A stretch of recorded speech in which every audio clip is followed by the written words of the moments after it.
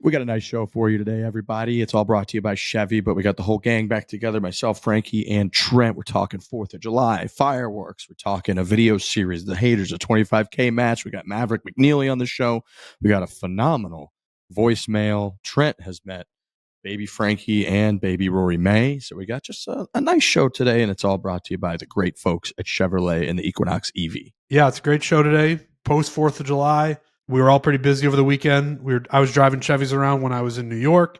It's just it's a packed show, and yeah, we got a guest, we got stories, we got phone calls, we got everything. We got a colonoscopy recap. It's a hell of a show. Yeah, an American weekend leading into a nice week of golf here. I'm going to play some golf this week. I'm excited to drive some Chevys when we're on the road. Also, we're going on the road next week, which I'm excited about.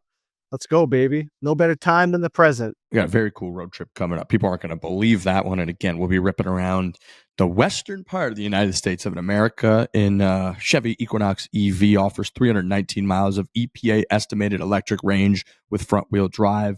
Leave the drive into Equinox EV. Show up to the course energized. Equinox EV's also got a massive 17-inch diagonal center screen, the largest of any EV in its class. When it comes to EVs, Equinox EV is the smartest choice you can make. I posted a picture of baby Frankie yesterday or 2 days ago, and the amount of people that said it looked like he looked like Trent was alarming. Listen, I posted this picture, and everyone says that's just Trent Ryan. Not, I listen. I'm willing to take any test that you want. Were you in frickin' Ireland 12 months ago? Whatever it was. Snuck in the hotel room? No, yeah. no. Yeah. That baby is not mine.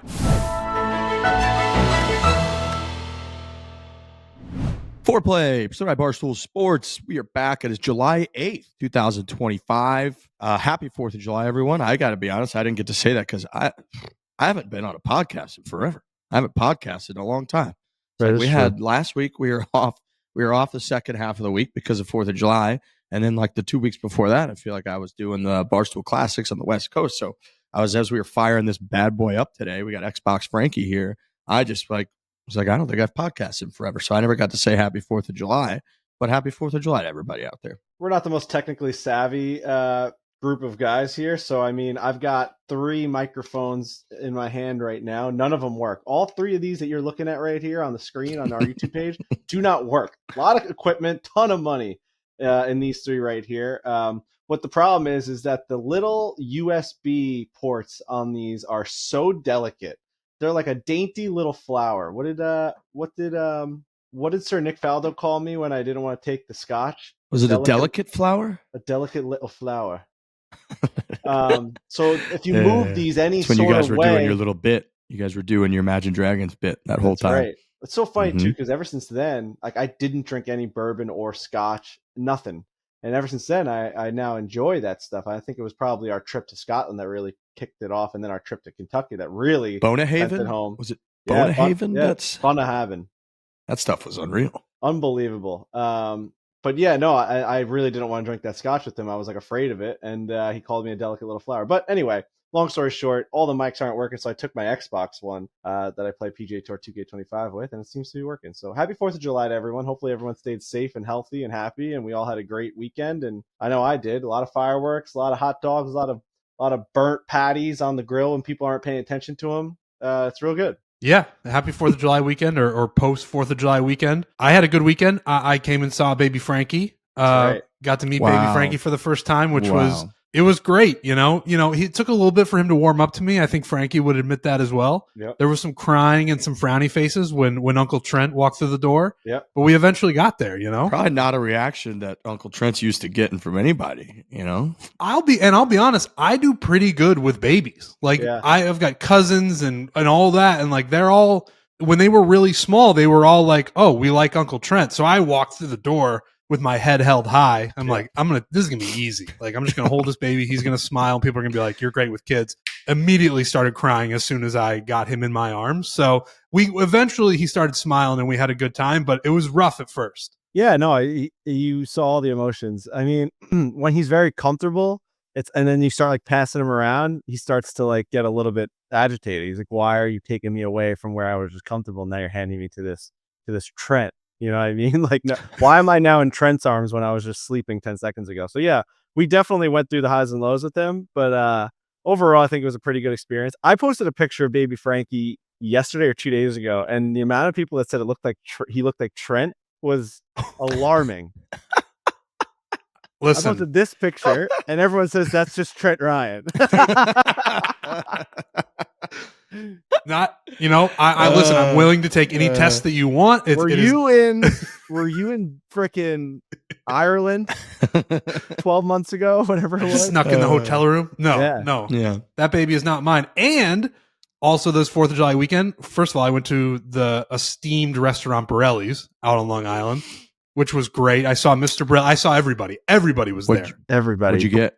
What'd you go with? I got the chicken parm, and it was Yeah, fantastic. it's hanging in the rafters, that chicken But parm, Frankie's parents were there. His in-laws were there. And Brendan Jones was there with Rory. And I got to meet Rory, too. So I met every foreplay podcast baby this weekend. And it was a real treat. Hell of a time. Hell of a time. But yeah, I got to meet the babies this weekend. Was the Rory May reception better than baby Frankie reception to Trent? Oh, yeah. Yeah, it really was. Yeah. Nice. I think they got to get a little bit older and they're like, all right, I'm more comfortable maybe around people, strangers, like Frankie was saying. But yeah, the meeting with Rory went great. She's a very cute baby. They both are. Very bouncy, very just lovable. We were having the time of our lives with baby Rory. No, Borelli's was jumping on 4th of July weekend. I mean, my dad got a 5-piece band and it was supposed to be all outside on the patio, and it started to rain and thunderstorm.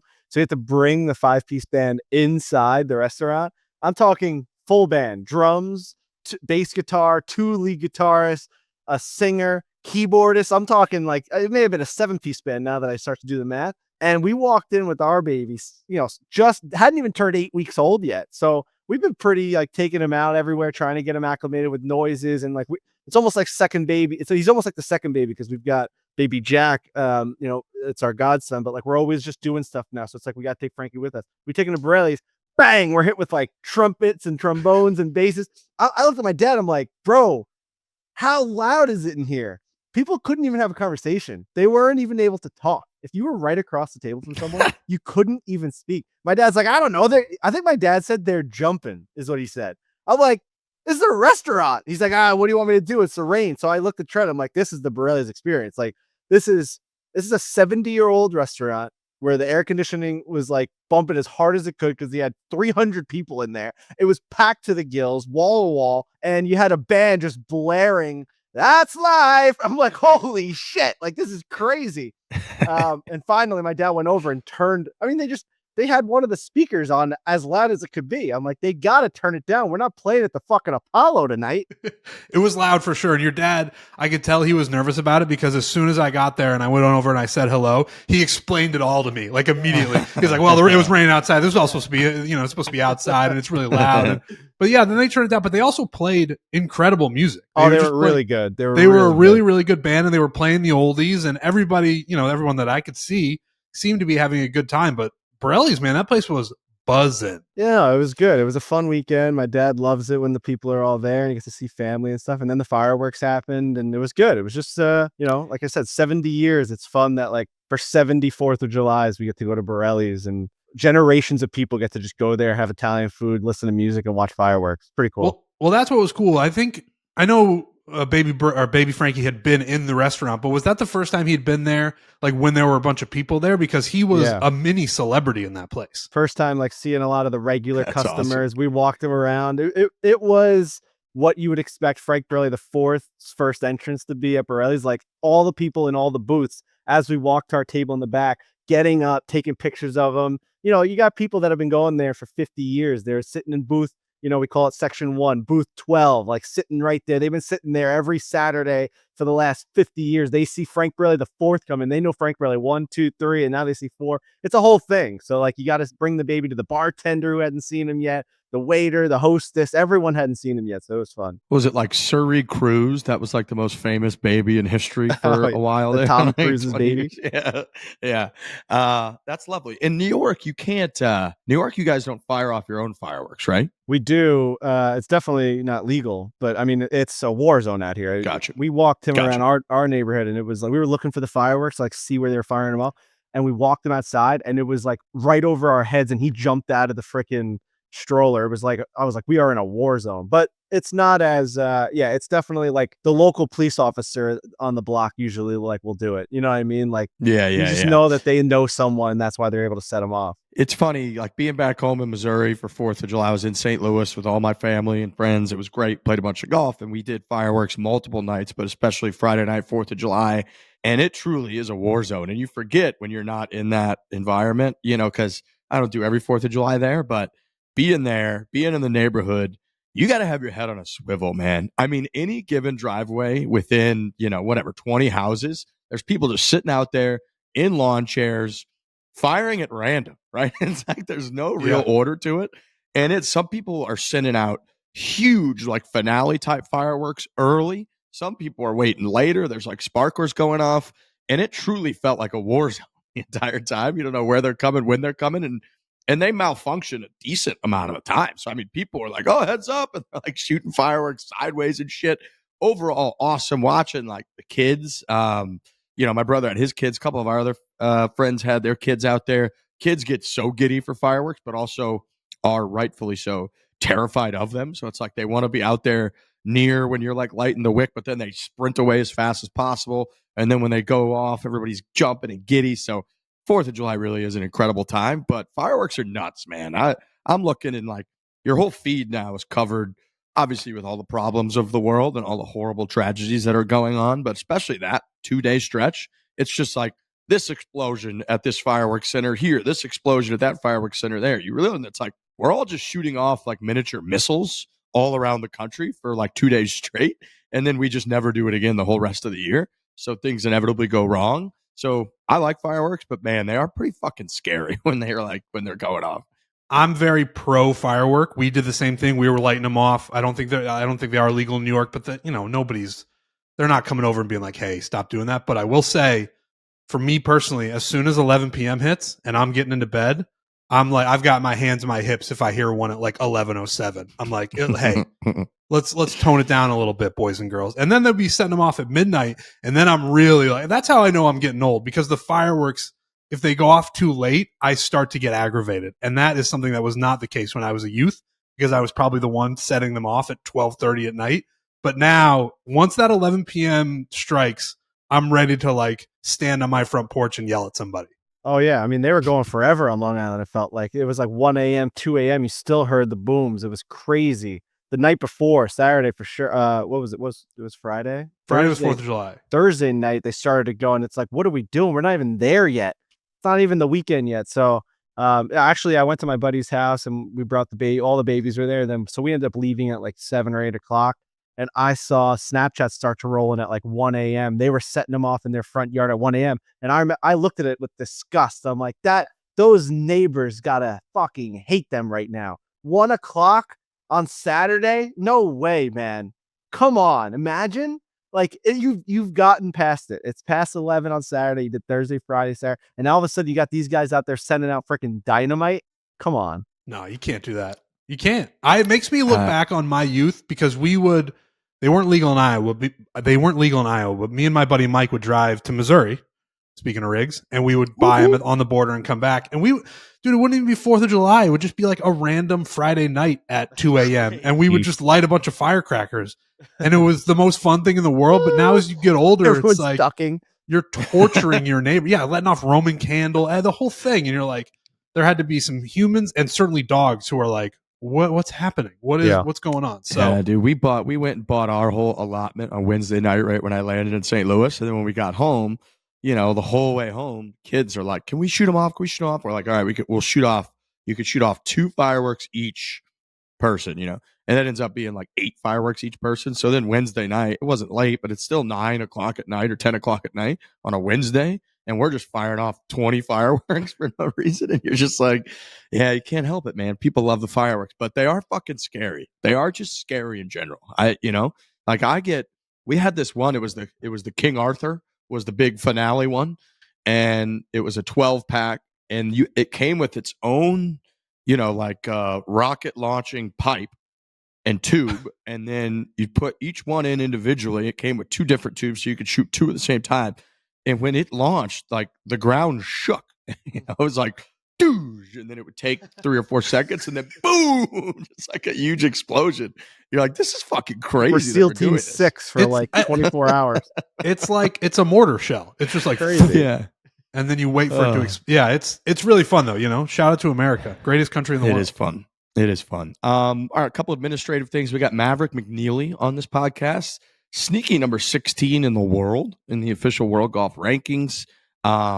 You know, incredible sort of a very unique backstory. And every time they play the AT&T Pebble Beach Pro-Am, they always highlight the fact that that's where he's from. I believe his dad's like a billionaire, yet really, really impressive player. Hit like an insane amateur career, Stanford, and then not as, you know, sharp maybe coming out as you would like, and then all of a sudden starting to ramp up. He's inside the top 12 in U.S. Ryder Cup points as of right now. He got his first win in the fall. He flies himself. He's got his pilot's license. He doesn't fly everywhere, but he flies himself. So we talked quite a bit about that. Talked about his turnaround. He was outside the top 100 in the world as of last fall, and then has ramped up into the conversation for making the Ryder Cup team, and has had some very impressive, you know, finishes, a win, all that over the last year. So Maverick McNealy joins the show for the very first time. And then this week's video, we've got Jersey Jerry. Jersey Jerry is back. He's trying to break 100. He's actually in his home state. So this will be his first attempt in New Jersey, trying to break 100. I believe, Frankie, you were there out there with him. Yeah, it's my first video back in a while, feels like. So it was nice to be back with Jersey Jerry in Jersey. He had great vibes, and it's really hard, as we say, to promote breaking 100s. I'll just say that Jersey Jerry has gotten phenomenal. Like his progress has been phenomenal to watch. This guy just started playing golf 2 years ago, like swinging his first golf club just to like pick it up. And what he does in this episode is pretty shocking, I would say. So that's as much as I can go into. I think it's a must watch. Jersey Jerry trying to break 100. I'll put that on there. I just love being with him, and I can't wait for this video to come out. Yeah, I saw Jerry play for the first time in a while, a week and a half ago at the Ryder Cup, and he was massively improved, I would say, from the last time that I saw him out there playing. He hits drives like 285. He hits a 285 with a baby cut right down the middle, and you look at him, you're like, that's just got to be God-given talent that you're able to just pick that up and just do that, because that is not an easy accomplishment when you just started playing the game of golf. It's one thing I'm not able to do. I know that. Crazy, I can't hit a 285. You know, I can't. It's like no matter how hard I swing, I can only hit it so far. Fades like bombs. When you tell him you're free up on the left, like, oh, you've got no out of bounds on the left, there's no trees, like just bomb it up the left side, and he can just do that Trent kind of fade where he knows he can let loose on one. The ball goes forever. It makes you laugh out loud. He hits it so hard. It is crazy. I think he's been playing a lot. I see he posts a lot now. That's getting nicer in Chicago. I think he's out there a decent amount. So his game is definitely improved. Played with his Indian friends yesterday. He's got the bug. You Definitely. know, you can tell. He'll call you, he'll FaceTime you and be like, Riggsy, this shot, how do I hit this shot? I'm not sure, you know, and then he's got the new putting green in his backyard. So it's one thing to film the videos for content, but I do love, he's like obsessed with golf. You said I saw him out there with family and friends. He was posting on his Instagram story. So I love that Jerry's like obsessed with the game. He's a guy, you know, you might not have pegged it as Jerry is a guy that we could recruit over to the golf world, but he's obsessed with the game. Speaking of YouTube, I just want to give a shout out to our guy Riggs Barstool. It's unbelievable. He's just put the YouTube channel on his goddamn back. He's put out a bunch of videos, a bunch of haters. Haters has been rolling. The $25,000 match that's been out for a few days, but we're looking at 520,000, 530,000, 450,000, 470,000. Bro, unbelievable.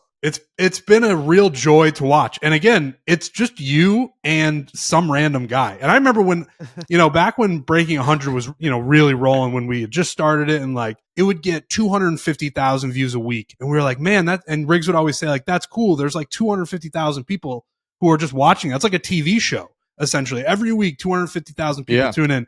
Bro, you've put out a video every week for 6 weeks, and it gets at least 450,000 views. I just had to bring that up because it's an incredible run that you're on. No, I appreciate that. I'm very appreciative of the support. I would say, as a guy that hasn't always gotten a ton of positive support, the amount of messages, even comments, especially on the Vinny video, seeing people at the airport. We always talk about the airport test and people just coming up left and right like they're loving it, and then you see it in the numbers. Definitely a little bit of help soften the blow of a guy sitting here that's just $25,000 less valuable as a human being.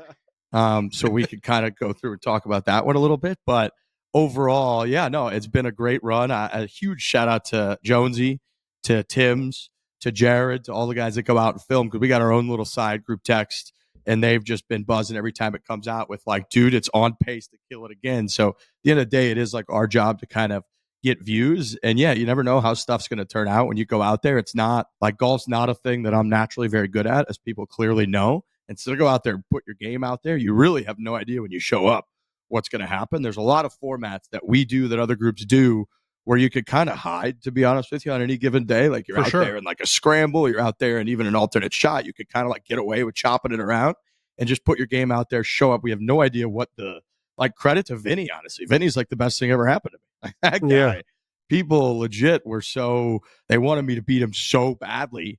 And he, you know, it just kind of channels like the one thing that I really am is just I'm freakishly competitive. I love to compete. And so I almost think it just helps me. Like when you get me in those environments, I probably am more likely to play well because I just lock in. I want to beat people so badly. And Vinny, I wanted to beat more than anyone in the world. I had two different guys this weekend randomly walk by me and just go, "Don't be a Vinny out there today," no matter what. But no, I appreciate that. And yeah, it's been a wild run. It was like for the last 5 weeks, I think, it's just putting out a video of me playing against somebody at golf and see how it goes. So I appreciate that support. It's like becoming shrewd at it. You say, "Don't be a Vinny." It's like when Andy said, people walking around, they're saying, "Oh, he shrewd at it." When they mess something up, you cannot become a Vinny on the golf course. So no, it's been incredible to watch. Like we always talk about it. Like it's really hard to find original video series that like people will become invested in, and this is definitely one, regardless of like, you know, what other people will say or whatever, like about your game or whatever, or about us as a group. Like people are invested in you beating internet trolls, whatever that's just a fact, you know. Numbers never lie. And they are, and the fact that it's all built up to the 25K match and the way that went down, it's like, it's a really good ride right now. Hopefully it continues. Like I hope that you keep doing them, like, because this is people are legitimately invested in it, and it is the best thing that's ever happened to you. We said that 3 years ago when we came up with the idea at that TaylorMade shoot. We were doing the stripe and we ball stood on that tee shoot forever. Remember that? I remember they wanted that. us out there at like 8 a.m. and we didn't film our bit till like 5 p.m. It was crazy. And we're standing there and we're like trying to come up with ideas, and we're like, oh, like, you know, this is like, we need to find something for Riggs in the fact that like he doesn't get that moment in all the other videos. It's like me and Trenton breaking series, and then we do the group videos, and then like Riggs is always the one that like they'll pinpoint, like if he didn't play well, it's like that's the reason that a team lost. Like it was like pigeonholed into like the negativity. And it's like, you need something. And he's like, what if I just came out and like I played all these fucking losers that like won't stop messaging me? We're like, that's fucking unbelievable.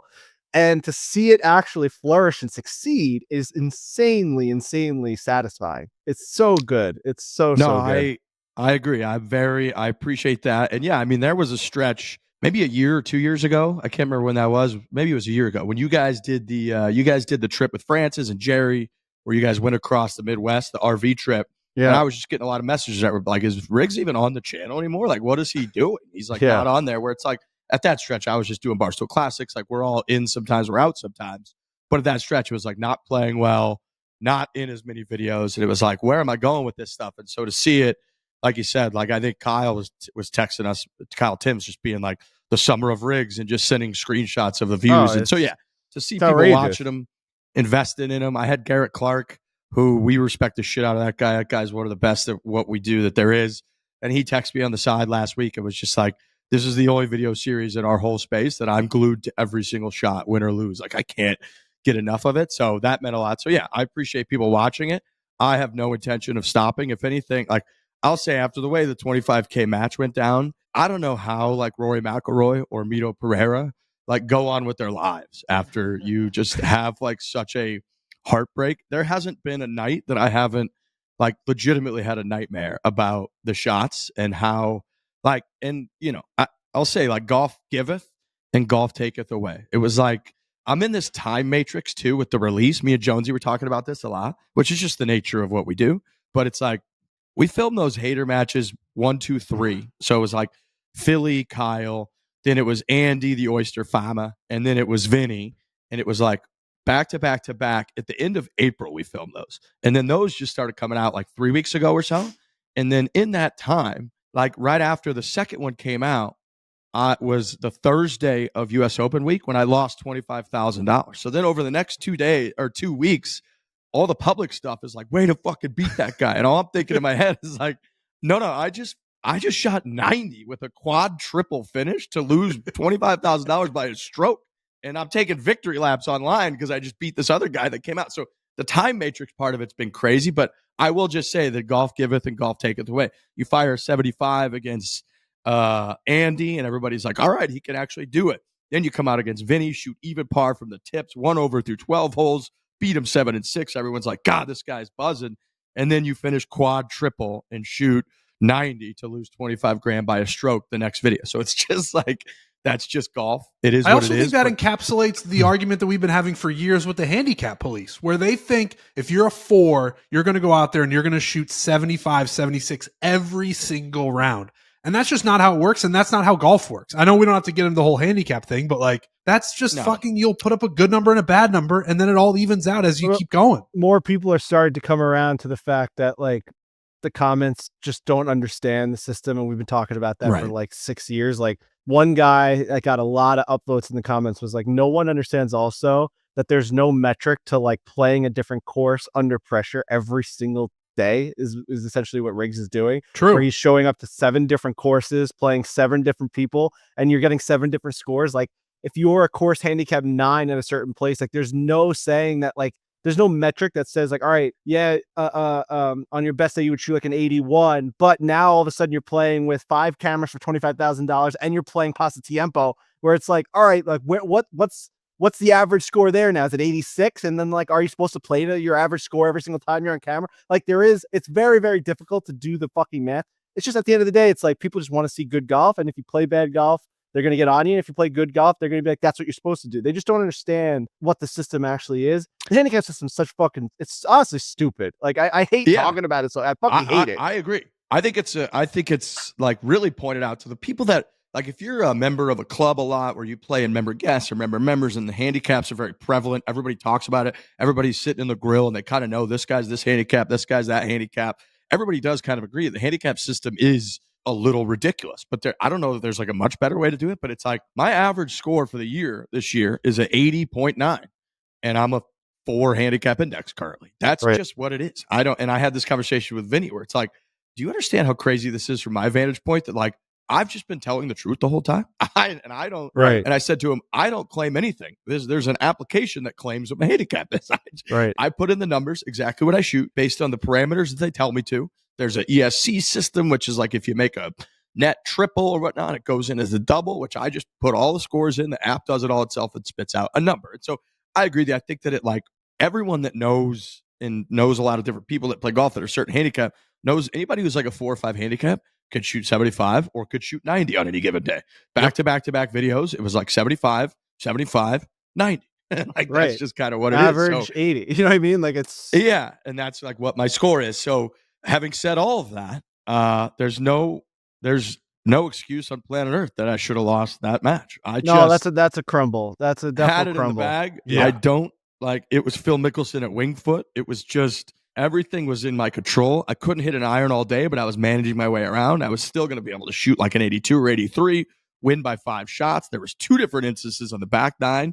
On 15, I've got a pretty easy chip. He leaves one in the bunker. It's looking like I can make par. He could make double. We both make bogey. On 16, he hits one out of bounds. I have a 2-shot lead. Just hit one in play, and it's over.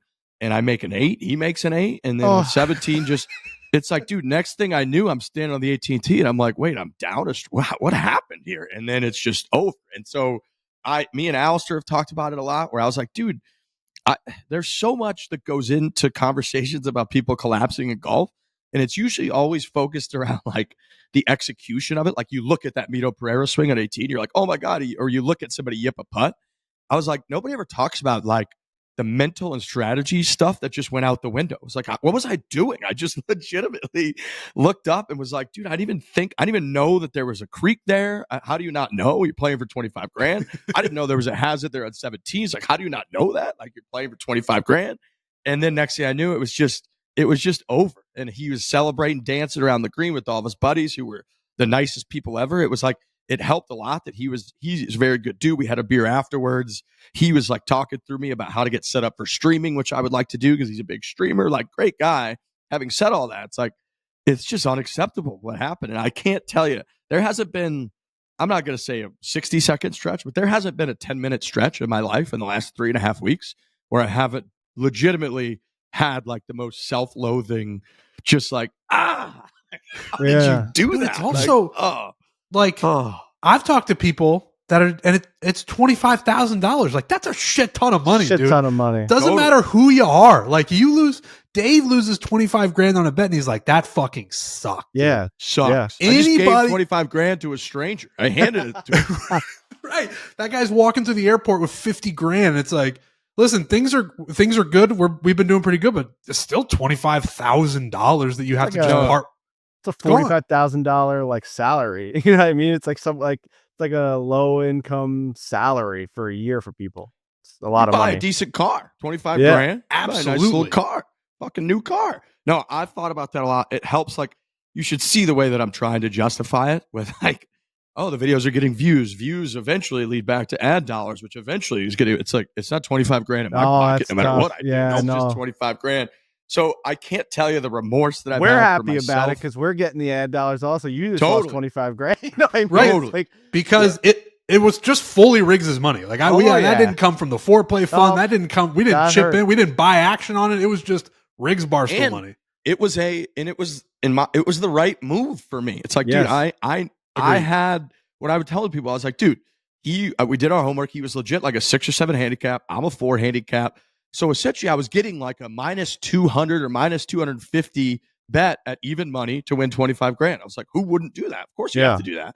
And then the only thing that fucked it up was me. I just didn't get it done. It was no bad luck. The weather was perfect. It was my kind of situation. Like, we were playing it from relatively short. The golf course is very hard. Anybody who plays it knows. But regardless, 90 is unacceptable. So I can't. And match play, you would have won, wouldn't you? Yeah, we did it afterwards. I think I would have won, which it doesn't matter. It's also, dude, I went into it knowing like I had the ultimate opportunity to just put a bow on all of it at the end of the summer, where it's like I could go out at Pasatiempo and I could shoot a 75, 76, even just break 80, win by a handful of shots, take home $25,000 and just be able to be like, we did stroke play, we played for all of the monies, and I did it and I won, it's over. And I shot 90 and lost 25 grand. That just opens up a door to do another one now. That you know, it's just like we got to get back on that fucking horse. So now it's like me and Jonesy were talking. It's like, are you just the 25 grand guy now? Like, oh my god! In 12 months, am I going to be down 200 grand? Like, what are we doing here? Is that the new? You do need this. It is like, you know, he's gonna be moving into Frankie's house if we keep doing shit like that. You have like you have a little bit of a bankroll right now, where it's like you could do like 1 or 2 more, and if you lose those, it's over. Then it's like agreed. We're doing. I start to get like to panhandling because, dude, Kyle, your friend Kyle, he was sitting there and he's like, dude, when I was trying to. Which he was more calculated about it than I expected, but not in like his game was his game. He shot 89 and I fucking lost. I sucked. But anyways, he was like, me and my buddies were trying to come up with the number that I needed to include in the tweet that you would accept. And he's like, what number could I have gone to? And I was trying to come up with that. I was like, I really don't know. Like, if you would have said 50 grand, I don't know. Is that like too much? If you would have said 100, is that too much? If you would have said, 10, I would have. So I don't know. But 25 now it's perfect. Like, I'm down. I'm going to do another 25K match, and it's like must win because then it's back to even. I'm celebrating. It's like it never happened. And if I lose it, it's like I'm chasing. That's just like you can't. I know. It hurts. I sent Jonesy just the screenshot of my checking account minus $25,000. And I know then the bank, because when you take it out, they're like, they don't grill you, but they're sort of like, oh, okay, what's this for? And I was like telling them, I was like, yeah, for work. I like film YouTube videos. I'm actually like, we're doing a cash prize for this video that we're filming, and we're playing a $25,000 golf match. They're like, oh, awesome. Are you playing? I was like, yeah, I'm in the video, whatever. Good luck. And then I just haven't been back to the bank yet. So they're like, oh, that guy lost. Clearly. Yeah. He's just, we haven't seen him. Yeah. We haven't seen him, and he hasn't deposited anything. He just lost that money. Insane. Having said all that, I still appreciate everybody watching. I appreciate all the views, all the support, and I'm not going anywhere. I've been hungry. I've been God, it's frustrating. I don't know how Rory sleeps at night after that U.S. Open. I really don't. Like, I just don't. I can't tell you how grueling it is and how much you just think about every shot. I just have the word. I can't even watch the video. I'm just like, oh.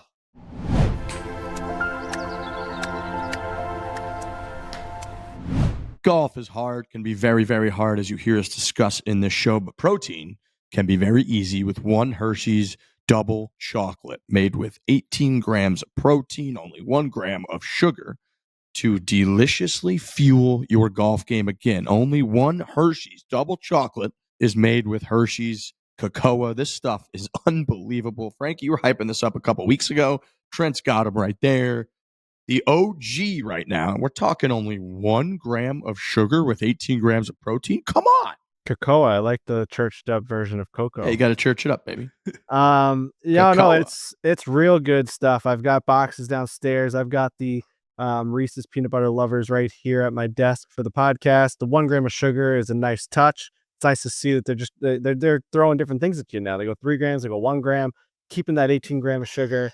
I bring these on the golf course with people, ranging from professional athletes to uncles and cousins and whoever comes out and plays with me. I give them a 1 bar and they all can't believe how good it tastes. No matter who you are, it's such a good filler upper on the golf course. It just gets you to where you need to be. It just gives you that energy, gets you to the halfway house, it gets you to the clubhouse.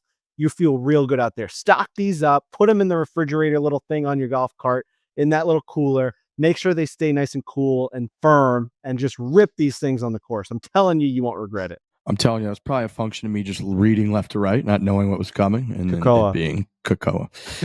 So whatever you want to call it, cocoa. Point is, buy the new 1 Hershey's double chocolate protein bar on Amazon. Protein just got delicious. I trust Simply Safe to protect my home and my family. It's about security that is proactive, not just reactive. Most security systems only take action after someone breaks in. Guess what? That is too late. Simply Safe's new Active Guard outdoor protection helps stop break-ins before they happen. AI-powered cameras plus live monitoring agents detect suspicious activity around your property. So if someone's lurking, agents talk to them in real time, turn on spotlights, and can even call the police, proactively deterring crime before it even starts. No contracts, no hidden fees. That is why we love Simply Safe. I've used Simply Safe for 3 years now, or however long we've had the house, 3 years, 4 years. I love it, and it's become just a way of life for me. I have the app, I get all the notifications. I'm constantly recharging them and moving them around the house and getting different angles. I've added to it, so now I've got a whole Simply Safe system around the house and in the yard and stuff. I love it. It's been nothing but perfect for us. We've never had issues. It alerts us every time someone's on the property, and it's great. I absolutely love it, man. I'm same for my house in Pinehurst for years now, however long that's been.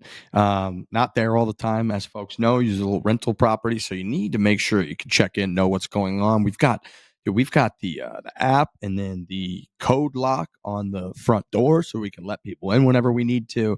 Got cameras all over the place, so we can see what's going on outside, and then of course the alarm system. We can set, reset, do whatever we need to do with the app from afar. So it's very nice. They got a 60-day money-back guarantee. Monitoring plans start at just $1 a day.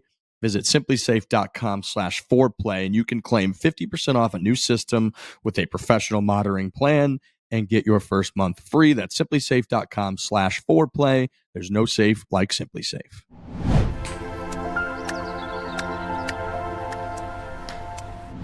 It's a great idea, and we've talked about it a lot, but like that the LPGA thing where people are starting to permeate into society and into golf culture, where like that's when people are just like, oh, that's such a good idea, we're going to do it as well. I don't know if you have any update on that. I don't know if any conversations have happened, but people want to do it, and they want to do it in their own sphere.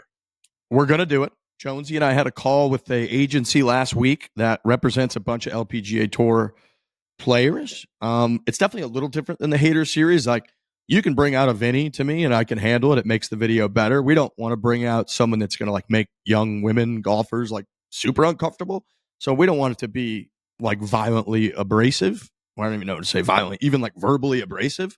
We want someone that like is a scratch golfer who simply like is doubtful that the women's game can hold up to the men and will be a respectful, normal person, but like thinks that they're going to win. Yeah. And then do that match and host it. We absolutely want to do it. I think it could be huge. You're right. It got a lot of the conversation going, which I loved.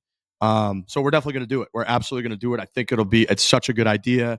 We've been around, we've filmed a bunch with, 10 or so different LPGA players, and they really are unbelievably good. I myself don't know how far back you can take them to where the advantage would start to slip, right? Like, I think if they play 6,500 yards or whatever they normally play in the LPGA Tour, I think they're undoubtedly, especially over a scratch golfer, just going to have a massive advantage. They're just better. They're way better. I think if you start to go to 7,000 yards, I still know they're way better, but is that distance, right? Is there like a huge difference in the advantage where now it's like pretty even? Like, I just don't know what that number is. I think we're going to start out playing the normal tees that like they play on the LPGA Tour from that distance, see how it goes for a video or two. And if the LPGA player's dusting these guys, then get a girl that will move back and be like, well, you play from 7,200 yards against a scratch golfer. And if they're like, fuck yeah, I'll do it, we'll do it. But I think we're going to start pretty normal distance that they play and just see how a scratch golfer holds up against an LPGA Tour I think I saw Charlie Hull say she would play the blues and let the scratch golfer play the whites. Like, she would play behind them. I love that. Oh, she would be so good in a She video also hits like the that. ball so far. So far. Yep. Yeah, Wow. well, the young girl at the U.S. Women's Open was averaging almost 300 yards off the tee. She was like 290 something off the tee. It's like, Jesus Christ. This is a no-brainer. I've gotten a bunch of messages from some gremlins being like, I would dust them. Like, let me see, everyone forward those to us because we are trying to find the right opponent.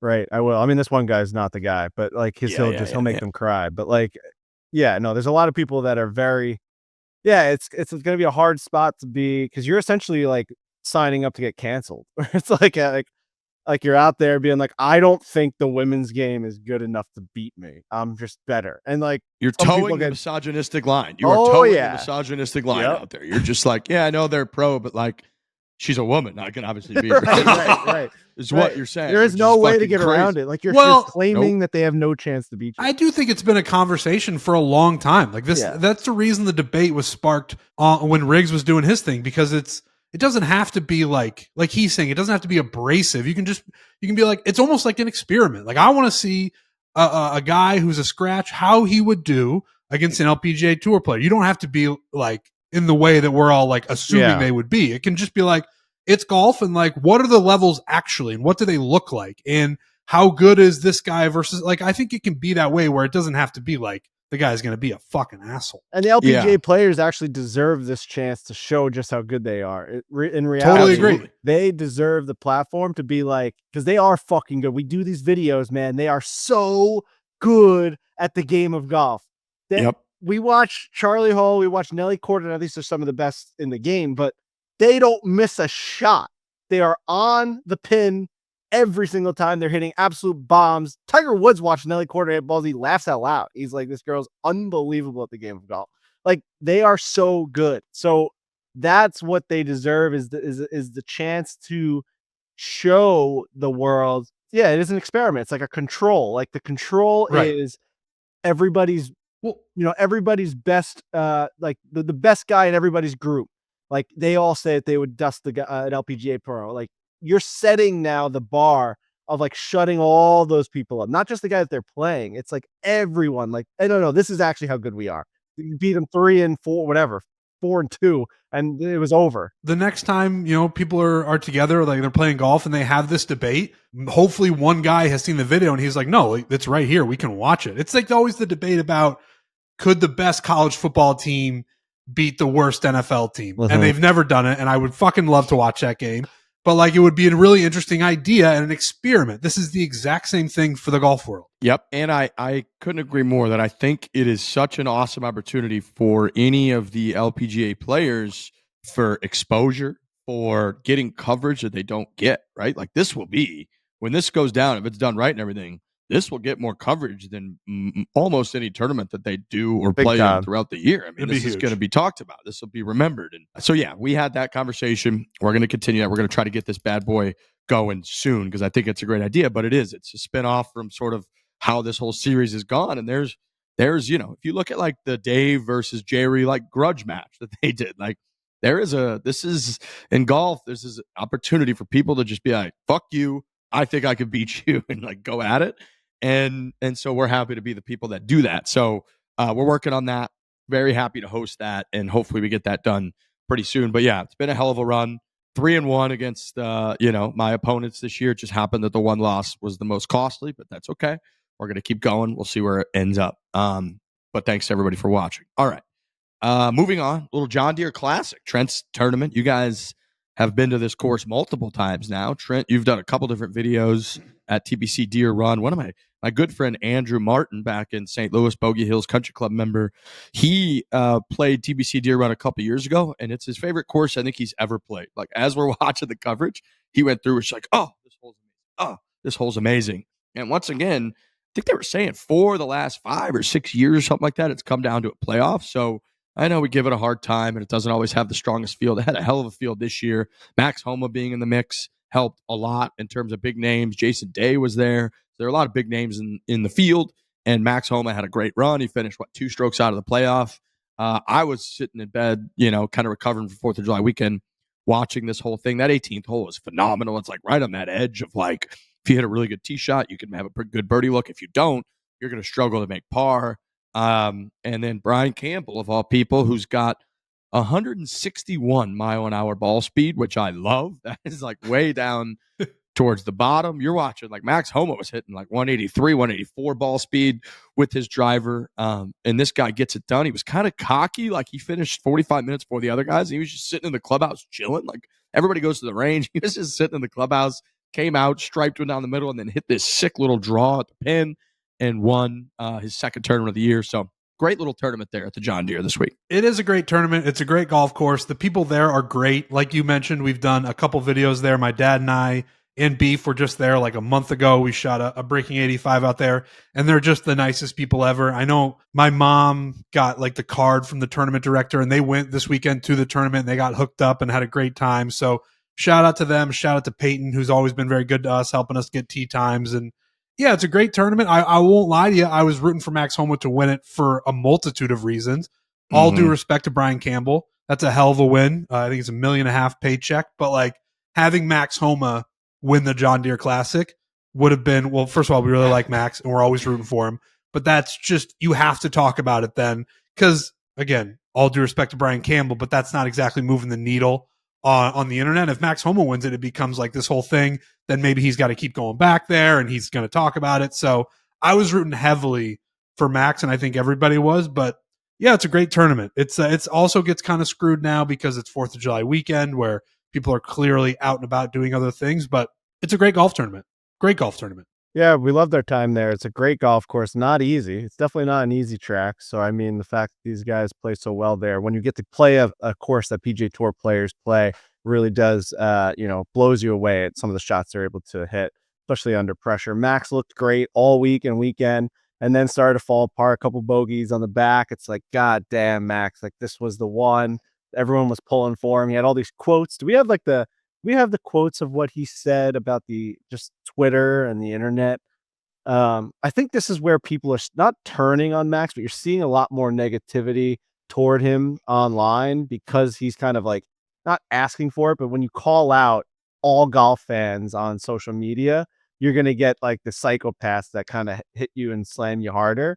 I really don't know how to say it. It's like, it's not hypocritical, but like, he was the Twitter guy. So like, now that he's saying like Twitter's the worst place of all time and everyone just like tells you to go kill yourself on it, I get what he's saying and I agree with him, but like, he is the guy that did all of this. You know what I mean? Like, he just like roasts people's swings, and it's very like fun and lighthearted and stuff, but like, of course people are going to go after you and think that you can take certain jabs and stuff. You know what I mean? Like, it's kind of hard to be the one that's like crying over the fact that you're getting a lot of like social media engagement when it's like kind of your thing. I understand what you're saying, but he was never malicious. It was always very playful. And there is a certain percentage, and we see it everywhere on the internet, where people take it too far, and the line has always just been now where it's like, well, of course those people exist and they're going to be mean and they're going to tell you to kill yourself on the internet, where it's kind of like, I don't know if we should openly accept that. You're not going to get rid of it, I guess, but like, right. I understand where he's coming from, where he was like, yeah, I was the Twitter guy. I got my big following there, but it was always, he was roasting people sarcastically and he was always engaging with fans. So to then have this percentage of people who are just being fucking really mean, I think he's fine to be like, yeah, Twitter's like, there's parts of it that really, really suck. You don't think that him not winning for like 900 days has anything to do with the fact that he's like mad about the perception toward him online? I think it's certainly both. There's no way it's 0%, but I'm saying like, listen, the internet's not getting any better. I think we would all agree with that in terms of like the bad parts of Twitter. So I think we're getting to a point where we've all just accepted the line of like, yeah, there's parts of it that suck when those parts really do suck. And they're like, yeah, like big time. Yeah, so I don't like to blame Max. Like he's in a bad spot, obviously. Like he hasn't been playing that well. So clearly the negative messages are going to hurt him more than when he was on top of the world winning Riviera. So he's going to have more opinions about it. I just don't like people being super malicious and people just sort of writing it off as like, oh, well, that's the internet. Those people are still fucking assholes. Oh, totally. I guess my point's more like those have always been there, and like Max never really called that out. Maybe they're just coming at him a little bit more because he's not playing well. He's definitely frustrated. It's a snowball effect of like performance impacting your perception of the thing that you actually enjoyed before. Because obviously his performance is now bringing out people being meaner, which it's like it's going hand in hand, which I feel bad for him in that sense. Like no one should be doing that. It's just like when you're winning tournaments and like if you won a major and he was on top of the world, someone being like, fuck you, like it just brushes off your shoulder. You don't. To me, that's very human. That's very human of Max to be like, I agree. When things are good, I don't give a fuck what anybody says. And when I'm doing bad, this hurts more because there's like, man, I wish I was playing better. Yeah. Yeah, I agree with that. I think it is an effect of he's probably getting a lot more negative stuff, and he's definitely getting a lot more negative stuff in general. And that stuff just sucks when you don't have like positive things to fall back on or going on. Whereas when you're winning, you're on the Ryder Cup team, you're a stud in the President's Cup, and you scroll through Twitter, it's great. A lot of it's positive. Some of the negative stuff that you see, you're like, whatever, I'm winning tournaments and I'll just roast this guy real quick. Fine. When you're already frustrated and pissed off, and then you go on and see people being malicious and mean, yeah, it has a different effect on you for sure. And it's like, I would say, like, it's not the same thing.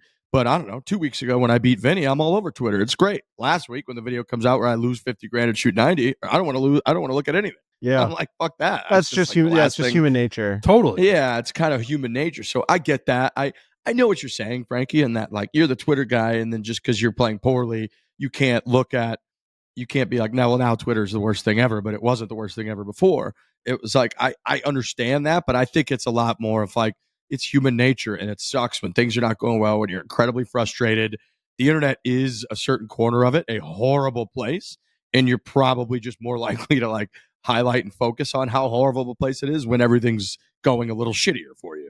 And so I get that, and I completely understand it. I imagine, when he's winning again and whatnot, I wouldn't be surprised if we see him, embracing social a little bit more. But I saw him posted on Instagram last night and stuff, some like screenshots of people sending him messages and Venmos because they lost their parlay and whatnot. And I imagine he's got a little bit more of like a fuck you attitude towards all of those people right now because things aren't going as well, and he's frustrated, and that's just fucking human nature. That's why we like Max. 100%. Yeah, we love Max. And I've always laughed at the fact that people pin him as the Twitter guy. So I actually hate that, like, even the way that I'm trying to bring it up even paints him that way. Because a guy just on Twitter in our generation, like, we all just are on Twitter and Instagram. He just happens to be a professional golfer. Like, he's just interacting the same way we do with everything. He watches a show, he tweets about it. He like Max Homa is just a regular guy that happens to just be a really, really good professional golfer. So him being like the Twitter guy, like, why is it like Kim, the Twitter guy, or like all these other guys now? Michael Kim. Why isn't Michael Kim the Twitter guy? And you know what I mean? Like, it's just people who use Twitter. So it's just like, he probably looks at that. He's like, what the fuck? Like, I don't understand why I'm the Twitter guy. So that part always makes me laugh. But no, I think it's just, I would love to just see Max get the freaking monkey off his back and just be able to just play freely and not think about it. And he's doing great in all their aspects of life. He's got a great family, great wife. He's got great fucking merchandise deals. You see him now with all these new brands. He's looking fantastic. He actually looks good too. Have you seen these pictures of Looks great. Max Homa? He does look good. He's got that like Hollywood glow to him right now. He looks like a famous person. Like, Max Homa is getting better looking, which I always laugh at. It's like, as people get more successful, they get better looking. But as this podcast has gotten more successful, I feel like I've gotten way worse looking. I don't know how. Look at me right now. I look horrible. I don't know how people turn that on. Like, it's always an excuse. Like someone will We're be like, always holy just gonna shit, look horrible, look at doesn't that matter. guy. And like your friend will be like, well, that guy's like, that guy's killing it. He's probably got like a nutritionist and all these things. I'm like, I don't know, man. Like we're doing all right. And I look like shit. Horrible. Like, I'm getting worse and worse and worse. I just got a colonoscopy the other day. Like it's getting bad. You know what I mean? Like, Did you? I did get a colonoscopy the other day. How bad was the day before stuff? Was that horrible? The prep is bad, but I don't want to shy people away from trying to do it. Yeah. Like it makes you understand why people don't want to do it. And that is a shame because I think the prep gets such bad coverage. There's so many people being like, oh, but the prep sucks. And you keep putting it off. You're like, do I really want to spend a whole day on the toilet? And it's like, dude, it's really not that bad. You pick the right day to do it. Dying. That sucks a lot. 100%. Yeah. Sure. When I was in the thick of it, did I say to like one of my friends, I'm like, I understand why people don't get checked because of this. Like this fucking blows. And this is like, we're in the year 2025. There needs to be, this is a bad barrier to entry. Like when you're in the middle of it, you're sitting on the toilet and you're just like, God, I don't want to be doing this anymore. I'm pissing out my ass. And then like towards the end, you feel pretty good about it. You're like, all right, I'm about to like check in on my body in a way that I wouldn't be able to do unless I pissed out my ass. And it's like, it's a little bit of that, you get a little bit of motivation towards the end of the night. You're like, let's just get this thing done. And then when you go in, you know that you're about to get answers and it's good. So yeah, everything went well. I mean, I got an endoscopy and a colonoscopy. They did the both. And just I wanted to know, kind of similar to what you were doing with the stuff you talked about with Biz. Like you just want to know where you're at. You don't want to be sitting on something. And it was fine. I'm still waiting to hear back like results, but they didn't find anything particularly, bad or anything in there, which was good. I'm kind of interested in I know the prep is pretty rough, but like, what do you take like pills and you drink something and it just cleans you out? That actually sounds kind of nice to me. Yeah. I mean, your stomach bubbles for like 12 hours, dude. It's a fucking wild feeling. Feels like your asshole's going to pop out the bottom. You're just like, whoa. You're constantly going, whoa, and you run to the bathroom on your tippy toes, and then it just all comes out of you. It's not a fun day, but yeah, I took 12 pills at like 4 p.m., and you have to like drink water over an hour as you take the pills. And then at like 11 p.m., I took 12 pills. And that was like, you're in the scary hours because you're pooping and peeing at like 3 a.m. right? Like, and the thing is at 9 a.m. So there is no sleep there. That's where it's like you're sending out the text being like, I'm not doing this again. But you were good. I came over later that day and you were fine. Yeah, Trent saw me the day of, and I was dude, getting knocked out is so fucking weird. The anesthesia, man, is like not to be believed how weird it is. Like the guy is talking to me and he's like, all right, looking me in the eyes, being like, we'll see you in a couple minutes. Have a good sleep. And I'm looking at him like, I ain't gonna fucking go to sleep right now. I'm wide awake. I got my ass out right now. I'm gonna win. I'm gonna win. Dude, I can't explain the weird feeling of knowing you're about to go to sleep and consciously thinking about that and saying like, there's no way I'm about to go to sleep. And then you wake up and you're like, what the fuck? Dude, I don't like it. What'd you do to my asshole? You wake up with the prior thought. Do you know what I'm saying? Oh, that's interesting. Like I'm waking up with like, I'm awake. No way. Like you say, like, no way. It's crazy. I don't like it. I've had a couple procedures done where they put you under and it's a feeling that I do not enjoy. I don't at all. Yeah, I've probably gone under 4 or 5 times over my life. This time it was different. I kind of heard a ringing in my ear and everything got kind of hot and then I was out. It was weird. What do they do like that? Make you count backwards from 10 and then you're just My guy out? just stared me in the eyes. He's just like, that's what I go, yeah, bitch. Watch this. Have a good sleep. Try to stay awake. Try to stay awake. Yeah. Try. That's what they middle fingers up. Fuck you. I remember, the last time that I got put under, they tell you to count back from 100 and you get to 99.5 and you're gone. 109. Crazy. Yeah, I tried to make a couple jokes. He's like, we're gonna do the colonoscopy first. I'm like, I hope you clean it before you put it in my mouth. And then he's like, we use 2 scopes. I was like, all right, good thing I didn't say spit on it. That's like a doctor doesn't have that sense of humor where they're like, sir, we're gonna use 2 scopes on you. I was like, all right. I really was gonna say right before, I was like, make sure you spit on it. You know what I mean? Something fucking crazy. But sir, get out of my office. Yeah. No, this is not a joke. We're saving lives out here. So definitely everybody should get it done. Oh, Yep. it is very essential. I probably got it done a little too early, but I don't know that there is too early anymore. I agree with that. I don't know that there is too early either. Just do it. Why not? Yeah, I mean, now I know, like, I should be good for a couple years, whatever it might be, and yeah, we'll see.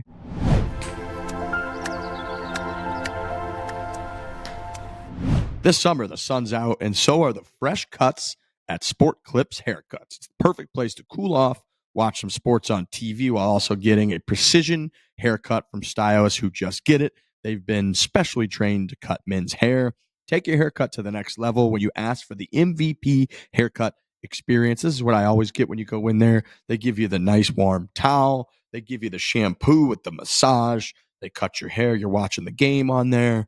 It's just a phenomenal experience. Yeah, I got to go there later today. My hair's getting a little bit long. Been on the road for the last week or so. The app is really easy. You download the Sport Clips app, and then you sign up, and then you can just put yourself in line. It shows you how long the wait's going to be, so you don't have to get there right away. It'll say, 27 minutes, so you can time it out. So as soon as you get there, boom, you're in a chair. They're cutting your hair. They're giving you the MVP treatment.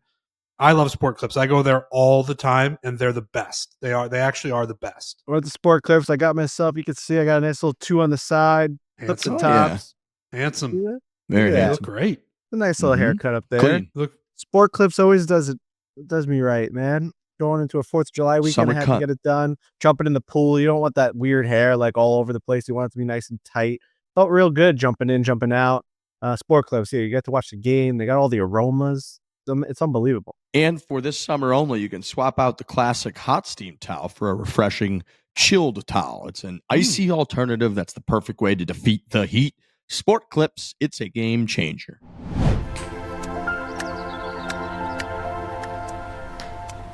Let's do a little from the gallery. You want to take some voicemails? We could take some voicemails.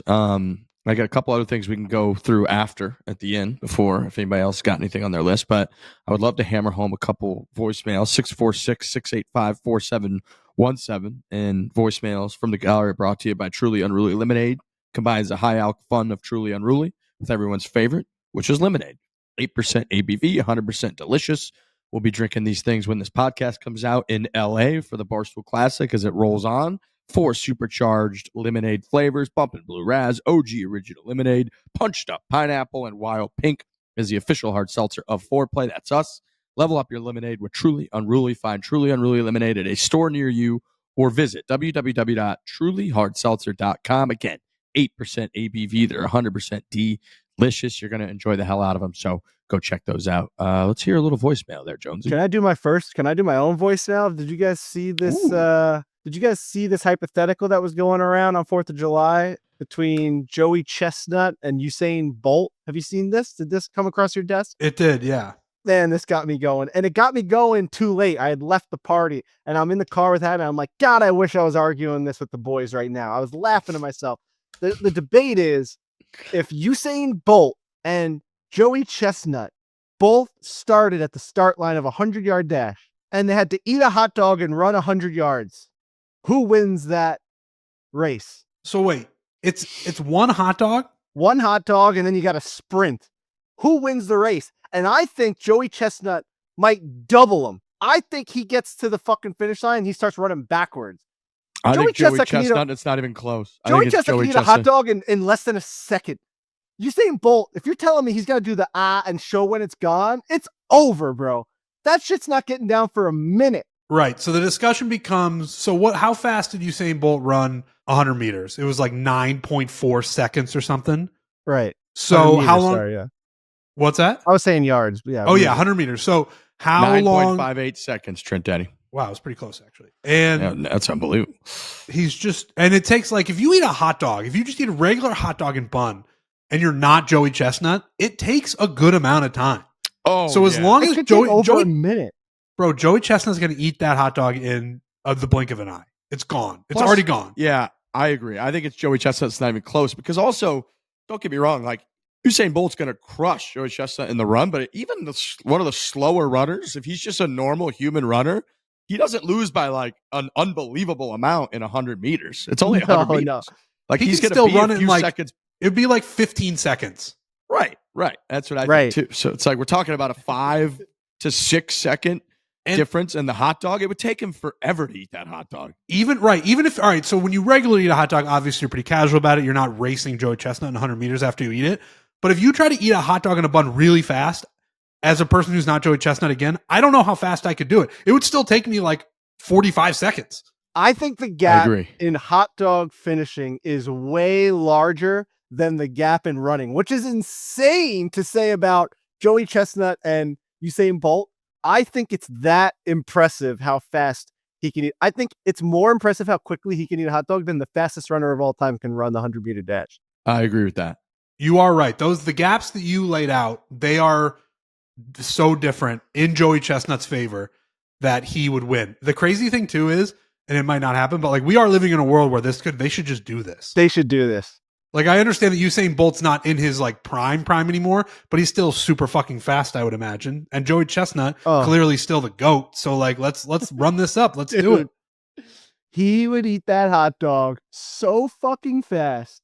It would blow your mind watching Joey Chestnut. He'd be 50 meters already, and he'd still be finishing that hot dog, Usain Bolt. I think Joey Chestnut could do the 100-meter dash doing doing cartwheels, and he would win. Correct. Joey Chestnut's not even close, in my opinion. It's not even close.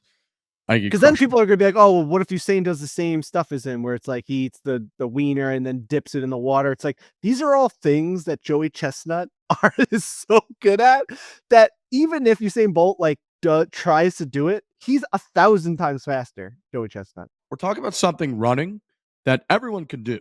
And we're talking about hot dog eating and speed levels. It's just a whole new skill set that nobody, he doesn't know how to do that. And I can run. You can run faster than I can, but I've been running since I was 10 months old. I could just run.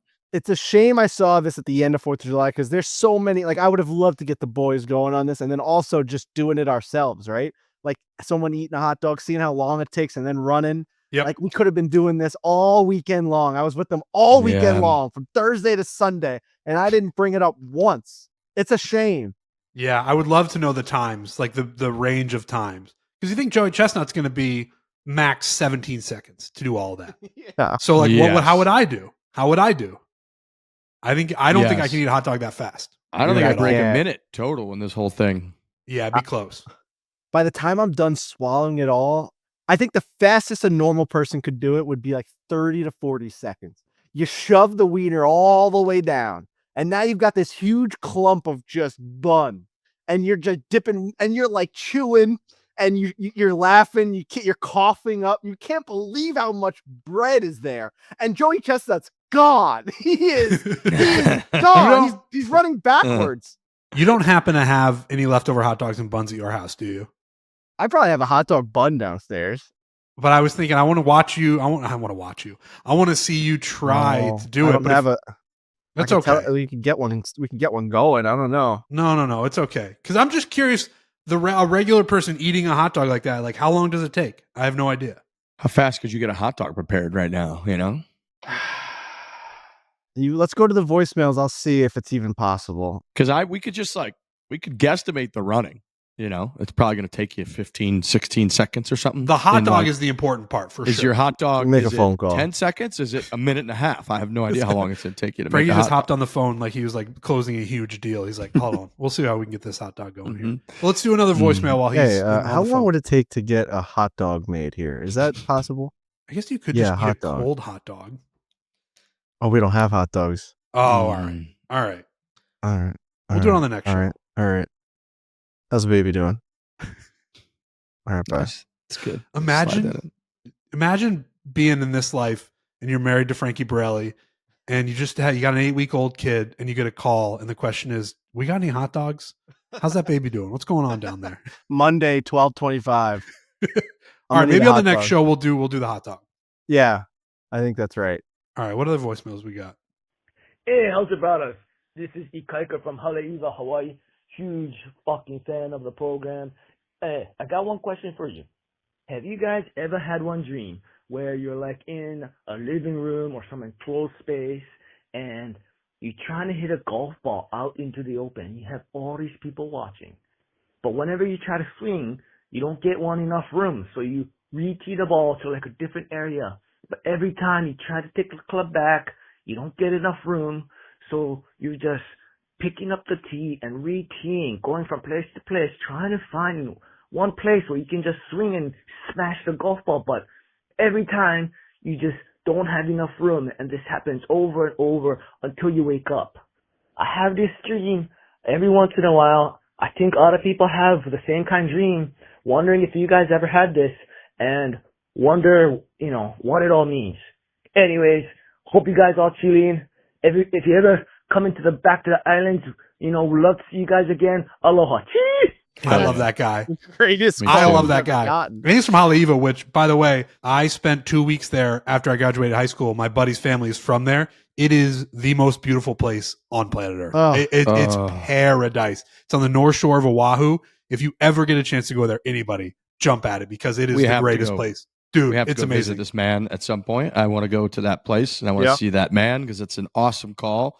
Yes. The answer is yes. I think we all have. We've all described different versions of a very similar dream. We got to get a psychiatrist on this show and have them break down what they think that might mean for each of us. Because mine, I've described that I'm like in the Masters and I somehow I'm on the first tee and I can just never tee off. Like something's always wrong. It's like he just described. I either tee it up too close to the tee marker and then I'm in front of the tee marker and then my foot's hitting the tee marker and then there's like a violent storm comes through so everybody's like take cover and then like the group in front of us, we thought that they were gone but they're not, so like I have to pull off right when and I just never get to tee off ever.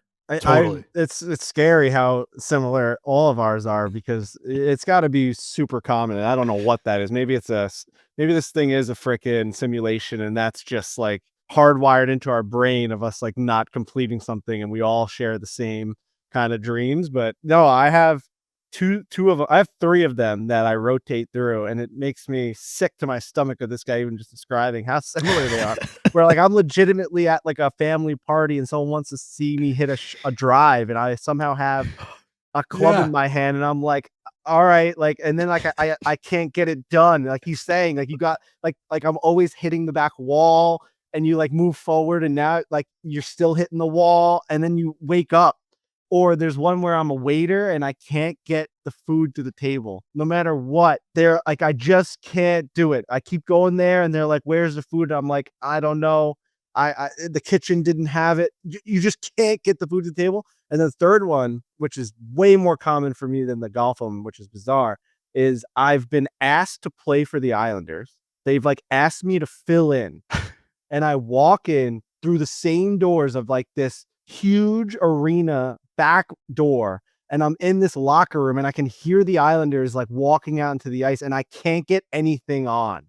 Like I'm like complaining that I don't know how to put like the pads on and like I'm nervous that they know that I can't get them on. I've never once got on the ice. And I'm telling you, I've done this 1,000 times. Yeah. I've never made it out of that room. I've like walked around with a bag over my shoulder. Dude, this is so vivid. Like I walk in with like a big hockey bag over my shoulder. I've never played hockey in my life. I played roller hockey for like 6 months. I have this vivid dream of me being at the Coliseum, like ready to go out. I can't get out. I can't do it. I cannot get out on that ice. Never once skated on it. I've definitely had dreams like that. It's got to have something to do with, a professional dream reader, somebody like that. Because it's got to have something to do with, because when you're putting the tee in the ground and you're putting the ball on the tee, that's when you're most nervous on a golf course, I feel like. So there has to be something in your brain that is replaying that moment for whatever reason. And I would love to get an answer from somebody who knows. So it would be great to either write in or have them call into the show. I think that there's going to be thousands of people listening to the show that have had a nearly identical dream. And I'm with you, Frankie. The similarities with which he just described that is stunning. It was like I was asleep again going through it. I have the same deal with hockey, but I kind of know where that comes from. It's just like wasted talent. And I just like what could have been kind of thing. And so that's like my other recurring dream is that I'm always finally in the game, scoring goals, playing well, living out where I always thought I could have potentially done. And then I wake up and none of it's real. And I'm like reaching, being like, how did that not happen? The golf one is stunning how similar that is to all of us. So yeah, there's got to be something to that. Do you think they'll ever figure out how to have us become conscious in our dreams? I saw something recently where somebody came up with a device to video your dreams or like record them. And I don't know how real that was. It was one of those things I saw on Instagram and I just kept scrolling. I didn't look into it. But well, then there's also the people who do lucid dreaming where they know that they're in a dream and it's something they've practiced. I don't know what it is exactly. That's crazy. Our boy Oz, the mentalist, I saw him talking about this on a podcast. It wasn't with Rogan. It was with some other group that I was watching recently. And he was talking about how you can train yourself to do this so that it's almost like with the top in Inception to some degree, where it's like you could come up with ways to teach yourself to know with lucid dreams when you're in a dream. I guess there's some like severe issue with that can really lead down some like dark tunnels. He was kind of talking about, I don't remember all details. Like schizophrenic. Like you start to think it starts to blend together. He was saying it's like hypnotism, basically. It's not all that different than the practice of like hypnosis, but you have to be open to it. Like he was like, people that are abrasive and don't think that they can be hypnotized can't be hypnotized. It's people that are like open to it that you can hypnotize. And it's similar with like lucid dreams in some way, but he was talking about that. And that's wild to me of like, Jesus Christ. Because we all test when you're in a dream to your own knowledge of testing it, and it never, you never think you're dreaming, and then you wake up. That's the weirdest thing about dreams that I really don't like is that when you're in them, everything makes logical sense, and then none of it makes sense once you're out of it, and that freaks me the fuck out because it's like, how often is that happening all the time to everybody? So dreams are very, very interesting, and it'd be great to have somebody on who like has a little bit of insight into that. It's a really good call, man. That is a really good call. Yeah, that was a great call. Love that guy. All right. Last couple things I've got real quick is just we're about to enter the links golf stretch. We got a couple weeks coming up. Talk about it with Mav a little bit, but we got Scottish Open at the Renaissance Club, which is near North Berwick. It's near Muirfield, pretty iconic part of Scotland, I believe just east, I think, of Edinburgh. And then we'll go straight from there. They'll buzz over to Port Rush, and we got the British Open. So next 2 weeks, you're going to get the Scottish Open has a great field. Scotty, Rory, Tommy, Colin, Xander, JT, Ludwig, bunch of guys playing in the Scottish Open.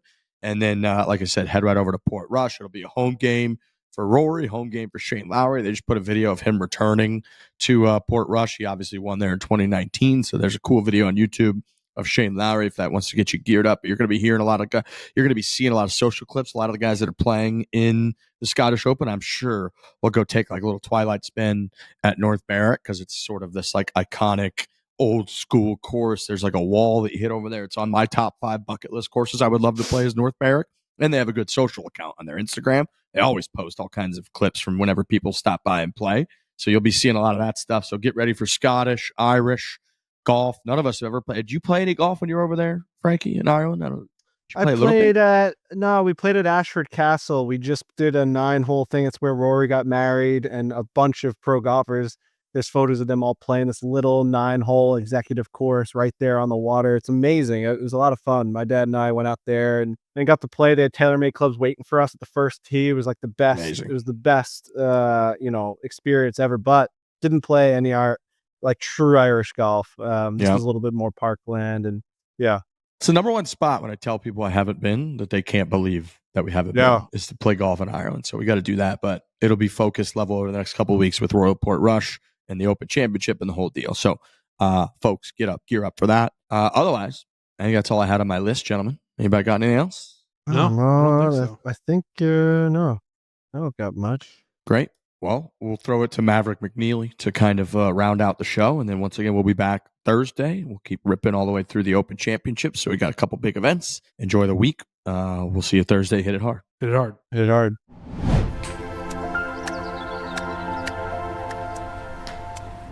Pro golfers, as they say, drive for show and they putt for dough. The easiest way for you to make some dough, betting on this week's tournament at DraftKings Sportsbook.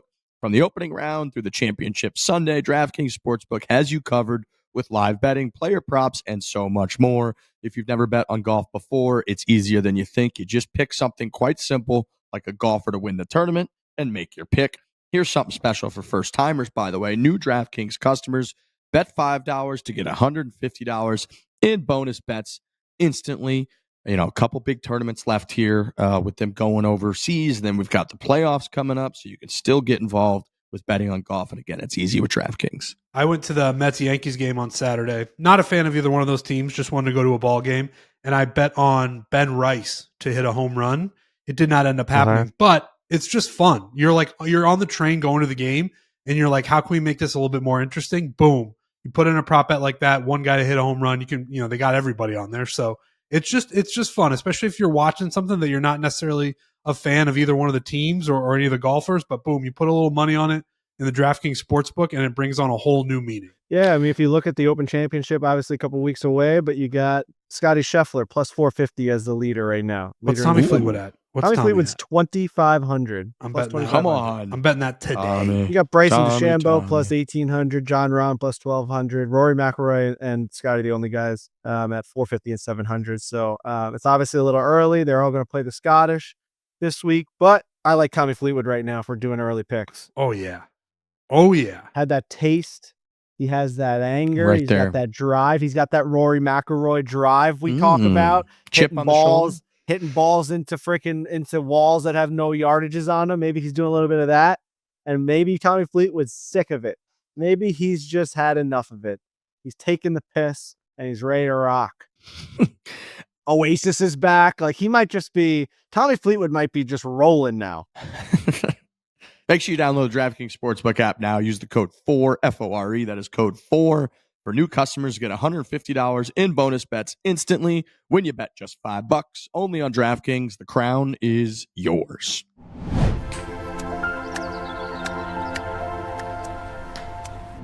All right, folks, we're joined by the 16th ranked player in the world who's had a hell of a last year on the golf course, Maverick McNealy. First time on the show. Thank you for taking the time. Yeah, thanks for having me. Last fall, I believe, so a little less than a year ago, you're kind of hovering outside the top 100. I believe you're kind of, getting together with your team. You're not really happy with where you're at between then and now. You got, I think, 4 top 5s since February. You won last fall. You got a lot of people chattering about getting on that Ryder Cup team. What's been kind of the change over the last 9 months or so? It's been a lot of good stuff. I mean, yeah, a year ago, my best ever world ranking was 57th, and I was outside the top 100. Did a bunch of really good things. A lot of credit to my swing coach, Scott Hamilton.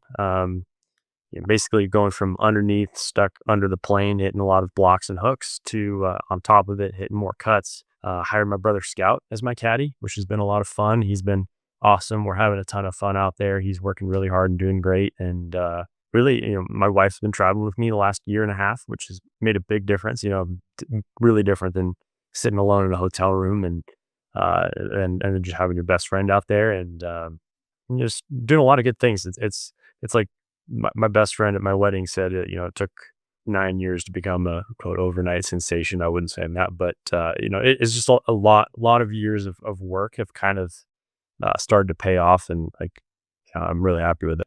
Golf is such a kind of finite sport when it comes to the fine lines, and you can feel like you're close and then get out there. And as anybody knows, in competition, in big moments, stressful moments, whether, that could be for anybody playing for a club championship or playing in front of a group behind them, or you guys playing at the highest stakes, a lot of it is about comfort. Do you feel like you can attribute a lot of sort of just playing as good as you've played professionally, as sounds like, again, your wife's on the road, you got Scout out there, you just feel more comfortable day in and day out?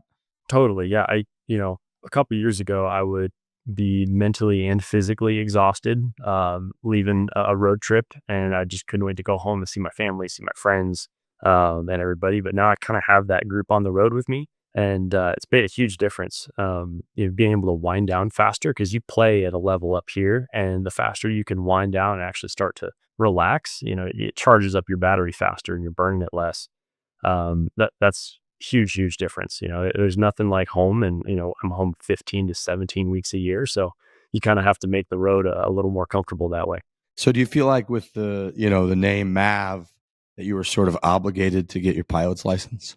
Yeah, kind of. I hear that a lot. I mean, the whole "where's Goose" or Top Gun, I hear that every day. But I've always loved airplanes. I mean, but I kind of forgot about it until I was paired with George McNeil in the 2022 3M. open, and he flew himself on tour for 20 years. Probably one of the coolest guys to ever play on the PGA Tour. And I just started asking him questions about flying. And after that round, I booked my first training flight at a local flight school in Vegas, and now I've got my own little single engine piston Cirrus, and fly a bunch of places to play some fun golf. What's your like limit? How far can you go to really fly yourself to wherever you need to be?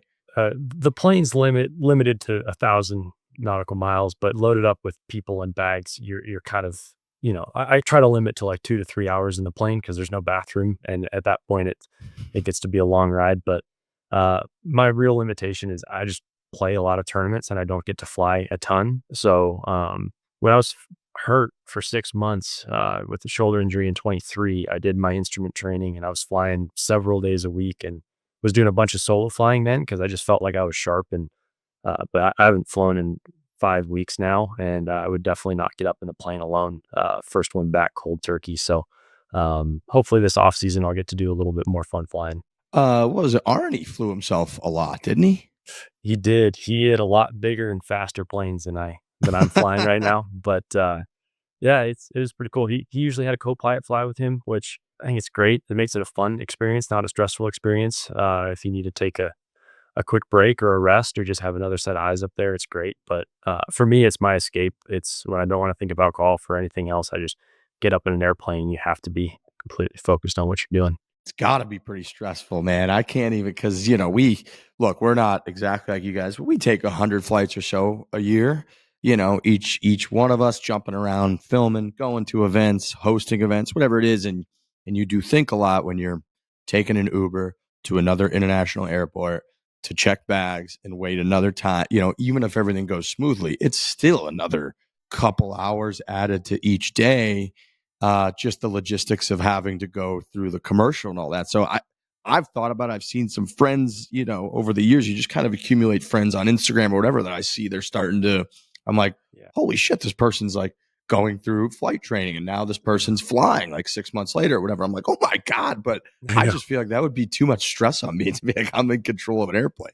I kind of do it where I'm not stressful. They say there's old pilots and there's bold pilots, but there's no old, bold pilots. So really just fly within your limitations. I know if I haven't been flying much lately, I'm just going to take a safety pilot with me and make it a training experience, have them throw like a fake emergency scenario in there just for training or something like that. But for me right now, it's like, how do I turn a 4 to 10 hour drive into a 1 to 2 hour flight? That's like my sweet spot. Yeah. I'm not really using it to get tournament to tournament, just based on the speed and the size and the limitations of the plane, and also just fatigue. Like, I don't want to get out of the final group on Sunday and then have to do a weather briefing, a pre-flight, plan a flight through weather and all of that. That's pretty mentally taxing. And I'd rather leave that up to the professionals at this point. But maybe, after golf, be able to level up a little bit and fly a bunch, do some fun stuff with my family is kind of the dream. So just building hours and experience till then.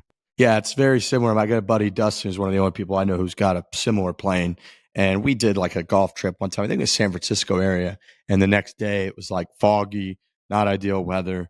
We had a couple of drinks the night before. And he was like, this happens occasionally. It sucks. But he's like, I got to get back to, Southern California or something. He's like, I'm flying commercial.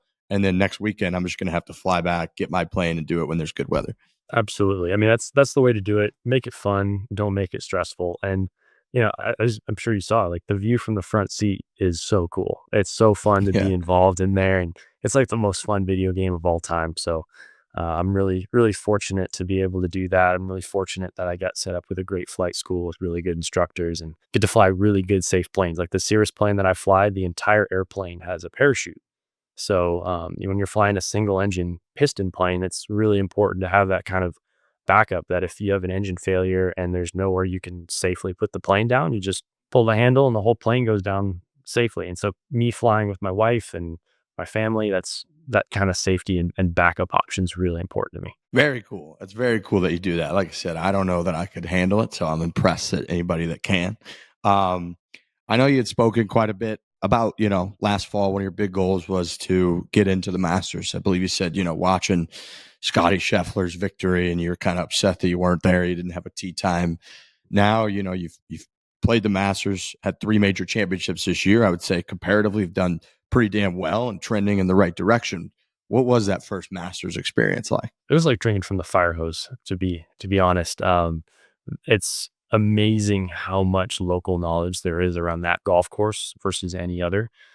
Everything from, the first time I played it, it was like where the course brings your eye is not where you want to hit the ball. And a lot of the times you're playing the ball to a area that looks bad, but actually plays okay. The lies around the green were very different than I expected. I expected super firm, tight turf. And what we actually got was slightly into the grain, a little bit kind of ball sitting down lies where you kind of didn't have that high spinny option. You kind of had to play a back in the stance bumper into a hill. And then even, I think of the first time I went for the green on 13, I missed it left to that front right hole location. And putting it through that into the grain ryegrass is so slow. Like I never could hit a putt hard enough through the fairway, but I was worried if I chipped it and flew it onto the green, you're just going to run straight into the creek. So a shot that I want to learn for next year is just that bump and run 7 wood that kind of gets there with a little more energy through that grass. So like little Colin things like that. I feel like he hits that shot a lot. He loves that one. Yeah. The best guy I've ever seen at that shot is Charlie Hoffman. That guy's deadly with the 5 wood around the greens. I like that. That's awesome. Yeah, I feel like that whole week, anytime we talked, they love to harp on the fact that there hasn't been a first time winner in forever. That it's extremely difficult when you're out there. How much of that do you think has to do with just even all the hoopla of the fact that you're at the Super Bowl of golf? Totally. And in the first Masters, you want to experience everything. You play the par 3 contest. I did that with my wife, and that was like one of the most fun days ever in golf for me. And you want to go play a bunch of practice rounds. You want to go to the merch tent. You want to, kind of explore everything there is to explore around Augusta. And it was really fun. I was really excited to get 4 tournament rounds in out there and see how the golf course actually played on Saturday, Sunday. See some of those pins and hit some of those shots. And how different was it? How different do you think the course felt kind of Saturday, Sunday? The energy was one thing. I mean, every day of the Masters is awesome, but Saturday, Sunday, and being out on that back 9, hearing the roars and the groans when, different scores were posted around the golf course is one of the coolest things ever. Seeing how some of the greens firmed up and others didn't, and some were, faster and some putts were kind of slow was pretty eye-opening. Like that 17th green was one of the fastest greens I think I'd ever putted. I don't know if it's because it's up top and dry or a little firmer, but if you go back and watch some of the coverage this year, there are a lot of 3 putts on that 17th green. Guys just 6-7 feet by. 12th green, historically a little slower. The 15th green was rock hard. That thing was so firm. It was one of the new greens this year, which, that area shrinks up so much when you're in a slightly into the grain, downhill lie with a lob wedge, trying to land it in this little tabletop. So just things like that I put in my book to take next year are great. And there's so many angles. Like every par 5, there's no bunker in the layup area. And there's a, minimum 100-yard wide area that you can lay up in. So, it's one of the few golf courses on tour where you're actually shading one side or the other, and like how you play the right pin on number 2 versus the left pin number 2. You're aiming, 80 yards different spot in some scenarios. So it's really interesting golf course. Yeah, that is, it's funny to hear. It's always interesting to hear people talk about playing that course, being there in the tournament time. And I know, I had read a few things and times that you had talked about. You had said you were watching some old YouTube footage even to try to like get that knowledge. And then when you're there, I mean, it feels like it was still quite different from maybe what you perceived even doing that kind of research. Totally. Like another interesting one is the back left pin on 16. So the first thing Scout did is he put some balls in that bunker and we picked a spot on the slope that I just hit the bunker shot to. And usually short-sided bunker shot, pin 3 off the edge, it's auto bogey, but there it's almost you're trying to make it because you just put it up in the back slope and it comes back. So kind of convincing myself of those counterintuitive spots, hitting shots like one of the most fun shots I hit was the 4-iron on, I think it was Sunday, back right pin on 2. I hit it to 4 feet and missed the 4-footer, but it was still really cool to hit that 4-iron and see it curl in there. That was another thing that was hard is how far outside the hole you have to start some of those short putts. Like it was just really uncomfortable for me and something I want to practice before I go back next year. But Like when you're hitting a 3-footer and you're starting at 2 balls out left, it does not feel right. God, I can't even imagine, especially in that environment. You're Mhm. probably, hyped up and Oh, you're nervous as amped, you've yeah. been. And those misses, I mean, you miss a green with an iron or whatever, it's one thing, but you miss a short one, even though in your head, you're like, that was harder than a lot of 10 footers, mentally, you're just like, how are we going to get over that? I do want to get into, we're about to enter the links golf phase of the year. We've got Scottish Open. It's going to go, we're going from talking about, to Augusta and, hitting over water to rock hard greens and trying to stop it on the, now we're going to be for the next few weeks after this week. It's Scottish Open, it's Open Championship. How do you try to gear up for kind of the links golf, a change, man? I know you've played the Open Championship before. What's kind of your mindset going in and getting ready for this couple weeks? Links golf is fun. The way you control distance and direction is so different because the wind is so much stronger and heavier. In the States, you're controlling distance with speed and sometimes with shape. But over there, you can have so much wind off the right that you're like, I can make a 6-iron or a 7-iron work depending on, kind of how I flight that ball in there, even with the same type of swing. It's really the lag putting Olympics because every area around the green plus 10 yards is a putt, and you're putting up and over something and putting with wind, a little wider stance, probably a little more hit in the stroke than normal, slower greens. You change your mindset with fairway bunkers. Those are almost water hazards, as opposed to just normal, like sometimes normal tour event, you'd rather be in the bunker than the rough because you can actually put spin on it. But kind of plotting your way around there, hit some more 3-irons, but really you don't hit the ball as low, in my experience at least, as you might think. You see those really cool stingers, but the thing is, the fairways are so firm. If you hit one with a 30-foot apex and it runs 150 yards, now there's 150 yards worth of bunkers that are in play. So it's really about kind of controlling the shape to make sure the ball's, feeding down the right corridor, and you can eliminate as many of those hazards as possible as it is just like hitting it under the wind.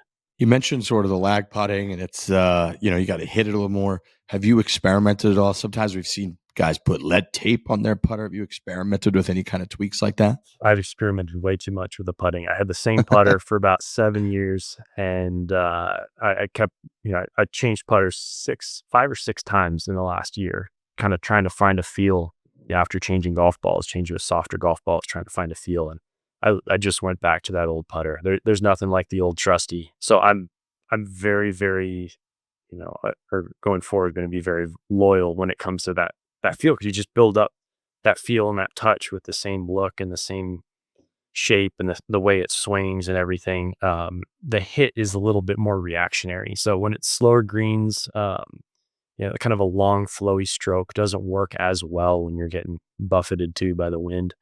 And sometimes you have to react to a wind gust. If you feel a strong gust off the left and you're hitting a 6-footer, you have to pull it just a little bit to try and keep it online, because that wind gust can blow it a full ball. So there's definitely a little bit of more reactivity in the putting over there than there is in the States. What kind of I know we talked about going into the Masters and Augusta and watching. You do any of that type of research prep going in, or do you kind of, you and Scout, you and your brother kind of chop it up over dinner yet, or you kind of just relaxing for a week or two? Scout just told me to hit a few more 3-irons this week than 7 woods, because that 150 apex isn't as good over there. But no, we'll see when we get there. I think the Scottish is going to be a great precursor to the Open. One, to get on the time zone. I'm in Pacific time, so it's going to be an 8-hour time change, and just prepare for maybe having that 6:50 a.m. tee time on Thursday. I'll do that. I'll hit a bunch of short game shots. I'll pay a lot of attention to how the numbers are going. But really, I played, I think, 9 out of 13 weeks, and this is my second of 2 weeks off, and then playing 6 out of 7 to finish the year. So I'm staying sharp. I'm playing, playing 18 holes just about every day, but this is, as the hat says, I'm out of office this week. I'm hanging out with the family and trying to recharge before a pretty big push here at the end. So, speaking of pretty big push here at the end, in at Riviera. You and JT had a nice little back and forth. He was commenting on essentially how I think you would have beat him 9-8 after being one down through one hole. You had a great response, just saying, having a team like that in New York this fall wouldn't be the worst thing in the world. You're, I believe, what is it, 11th maybe in points right now. There's a lot of chatter, as there always is. People are kind of starting to ramp up their thoughts, their takes on who should be on the Ryder Cup team. Have you done any lobbying? Have you heard much from Keegan? Because I imagine in the last 5, 6, 8 years, whatever it's been, feels like with all the international teams, there's a lot more kind of pre-Ryder Cup week camaraderie. There's more like dinners now, even 6 months out, and there's getting fitted for clothing, and you kind of talk about people looking into that. What does that mean? So what's kind of your relationship been with Keegan, with sort of where you think you might be at with the Ryder Cup team? Keegan's done an awesome job making this something that's in the forefront of all of our minds starting in February. I mean, this has been on everyone's radar that early. And I think you can see how many guys are starting to play well and make a big push here at the end. It's something everyone wants to do. He's made it a point for kind of the more experienced guys or kind of the locks on the team to reach out and spend a bunch of time with guys who haven't been, on the team before and have a chance to make it. I think you're seeing a bunch of guys playing really good right now, which is exciting for the U.S. team. A bunch of different skill sets. The dinner at Truist this year was really cool. Keegan kind of talked about what the Ryder Cup means to him and what it means to New York and everybody. And it'd be great to make the team, but it'd be even better to win a lot of points there. So the goal isn't to just make the team. The goal is to put up a bunch of points. So that's ultimate goal. Let's dial in that putting. Let's make a lot of good 10 to 15 footers, because that's really what swings the momentum over there. Drive it really good, because that's what Bethpage demands. And let's go win that thing. I love that. I love that attitude. Yeah, it's true. You don't want to just get on the team. You want to win some points for that team. We need a W. It feels like that's going to be wild, man. That whole setting up there is going to be as intense as it gets. This is one, we've been doing this show for 8+ years now, and I feel like 6 years ago we started talking about circling the calendar, being like, man, that Ryder Cup and Bethpage is going to be crazy. Oh yeah, I mean, the New York fans will be pretty special to play in front of. Side note, I think it's crazy that the tour doesn't play more in the Northeast with the sports fans and everything that we've got going up there. But it's going to be a really cool special event. It's cool that it's a local public golf course, and I'm so excited. It's the team's looking really good. I would love to be paired with any of them if I get the opportunity, and if I'm the right guy come September, I'm going to do everything I can to win a bunch of points. Yeah, it's a great point. I agree with that about the Northeast and New England. I lived in Boston for 10 years or so, and when they used to have the event up there, it was always go to for everyone. It was like that time of the year where up there is pretty much, but Red Sox baseball was the only thing going on. Like hockey hadn't started, basketball hadn't started. It was kind of in the late part of summer. I know the Travelers Championship gets about as much of that, attention as anything can get up there now. And the fans are awesome. All the players always talk about it. But I do think going forward, I know they condensed the playoff schedule, and that kind of got rid of one of the stops that used to go up to the area all the time. But I have to guess in the next 3-5 years, they're going to really try to reverse that, because I couldn't agree with you more. It's like some of the most passionate, awesome fans that we got sports wise in the whole country are up there, and the tour just very, very rarely goes up there.